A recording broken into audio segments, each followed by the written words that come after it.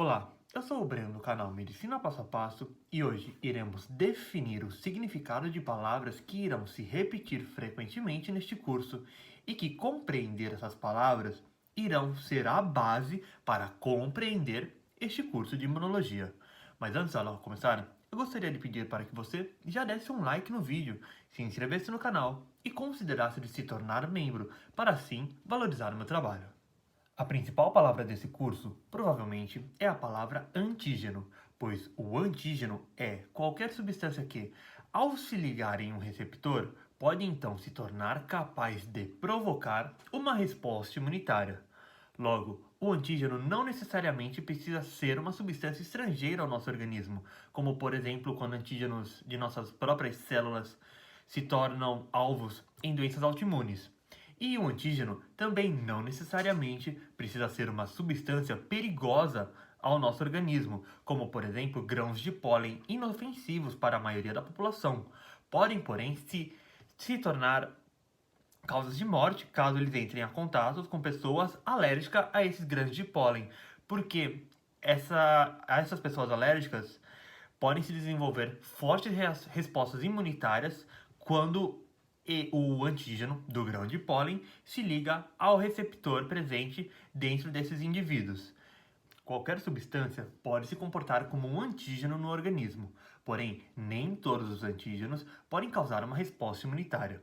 E uma substância que é capaz de produzir uma resposta imunitária vem denominada como imunogênica, ou seja, um antígeno pode ser imunogênico ou não. E existe uma tendência de, quanto menor em questão de tamanho uma substância for, menos imunogênica ela tende a ser. Porém, além da dimensão, fatores como a concentração ou dose de tal substância, a estrangeiridade ou até mesmo a via que tal substância usou para entrar em nosso corpo podem influenciar no potencial imunogênico de tal substância. Um antígeno que é produzido pelo nosso corpo em situações não patogênicas vem reconhecido como self, sendo que o nosso corpo deve possuir uma tolerância contra os antígenos self.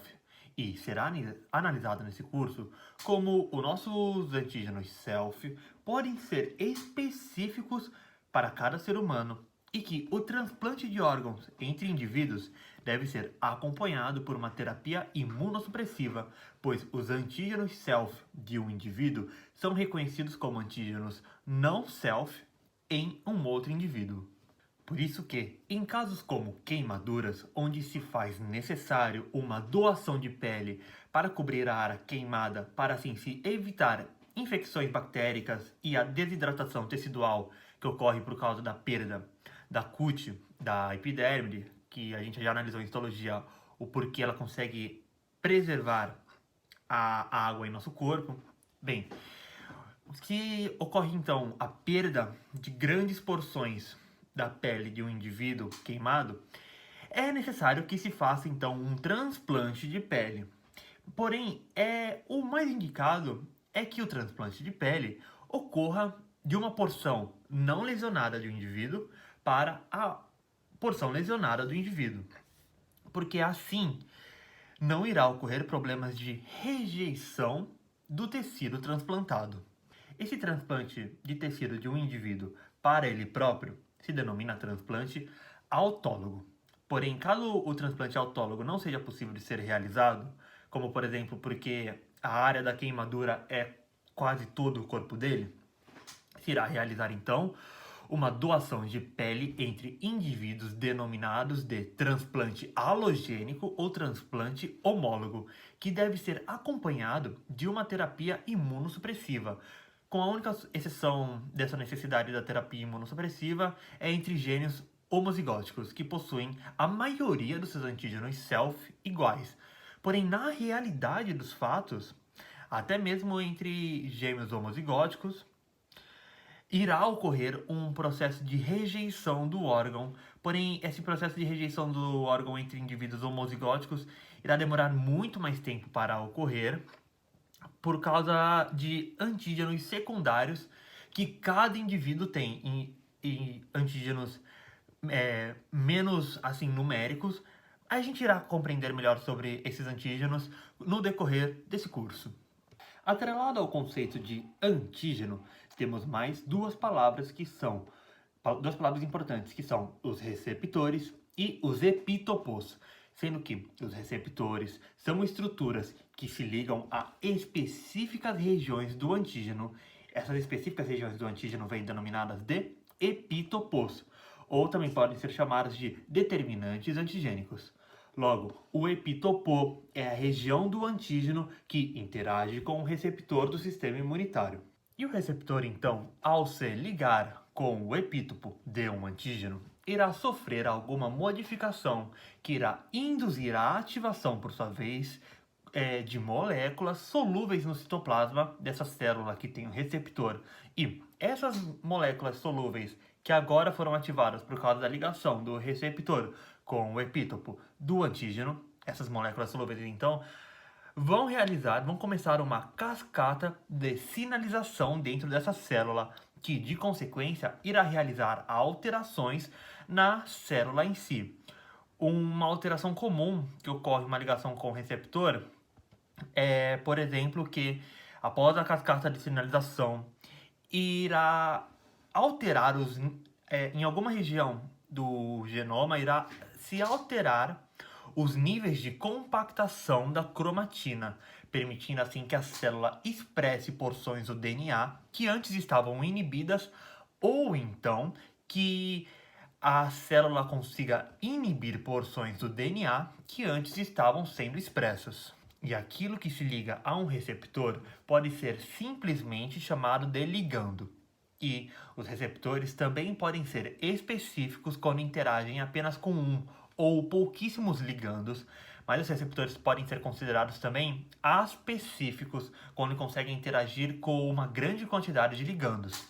E em nosso corpo, as únicas células que possuem receptores para um exclusivo antígeno são os linfócitos.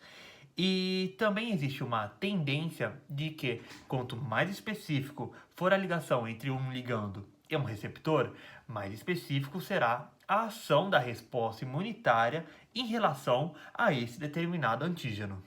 Agora, eu irei fazer uma breve explicação sobre como o nosso sistema imunitário está organizado do ponto de vista funcional, para que assim a gente possa organizar os nossos estudos, a gente possa se localizar melhor nas próximas aulas que virão.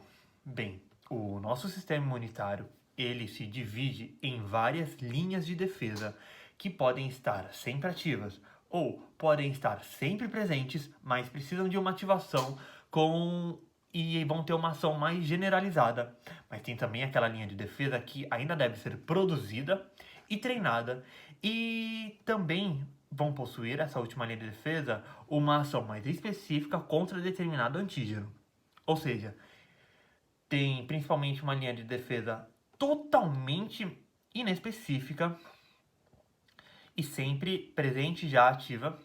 Tem uma outra linha de defesa que ela se ativa, ela está sempre presente, mas não ativa, mas ela vai se ativar rapidamente e com uma ação menos específica. E tem uma outra linha de defesa que ela demora mais tempo para se ativar. Ela nem mesmo está presente ainda. Ela ainda precisa aumentar suas quantidades. E vai, porém, por outro lado, vai ter uma ação extremamente específica e eficiente. Por exemplo, revestindo o nosso corpo, temos sempre presente uma barreira cutânea que, por exemplo, com a epiderme, virá impedir o simples acesso de agentes infecciosos ao interior do nosso organismo. Então, esses organismos infecciosos deverão esperar que a nossa epiderme apresenta um rompimento em sua estrutura, um corte, uma microlesão, não precisa nem ser algo visível. Pode ser uma microlesão e assim essas bactérias conseguem penetrar nessas microlesões, nessas brechas do nosso tecido epidérmico, e assim elas conseguem estabelecer a infecção dentro do nosso organismo. Além de que as mucosas do nosso corpo também vão possuir formas de se defender além do simples epitélio de revestimento. Não é só uma barreira física que as nossas mucosas realizam, mas sim, elas também vão possuir antibióticos naturais que conseguem degradar estruturas bactéricas e essas substâncias que também estão presentes em nossas secreções, como por exemplo em lágrimas, em salivas. Nós temos, por exemplo, a lisozima, que é um antibiótico natural que nós produzimos. Nós temos também, nos protegendo na pele, nós temos as secreções das glândulas sebáceas, que vão dificultar a difusão dos micro-organismos nesse tecido. Depois dessa imunidade sempre presente e sempre funcionante, nós vamos ter a imunidade, que é sempre presente, mas ainda precisa se ativar, que é a imunidade inata, composta tanto por moléculas solúveis, que vão compor as defesas humorais, e tem também a imunidade inata através de células. A imunidade inata irá reconhecer estruturas moleculares que frequentemente nos infectam através de um reconhecimento específico de macromoléculas entre famílias de micro-organismos, como por exemplo, temos receptores que conseguem reconhecer o lipopolissacarídeo, que está presente nas bactérias gram-negativas. E após esse reconhecimento, rapidamente essa imunidade inata irá se ativar para combater a infecção. Vai compor a defesa humoral da imunidade inata algumas enzimas antibactéricas, alguns peptídeos antibactéricos que, por exemplo, conseguem furar a membrana plasmática das bactérias e assim vai permitir a troca de íons e vai causar então uma desregulação do citoplasma dessas bactérias, causando a morte dessas bactérias. E vai ter também as células do sistema de coagulação, que irá formar pequenos trombos dentro de pequenos vasos que irão conseguir dificultar a difusão dos micro-organismos infecciosos. Bem, tem também as proteínas do complemento, que essas vão ser exaustivamente detalhadas em aulas futuras, as suas funções. Tem também as citoquinas, que são moléculas solúveis e vão realizar várias funções ao coordenar diversas atividades do sistema imunitário, e as citoquinas também vão ser exaustivamente analisadas em outras aulas.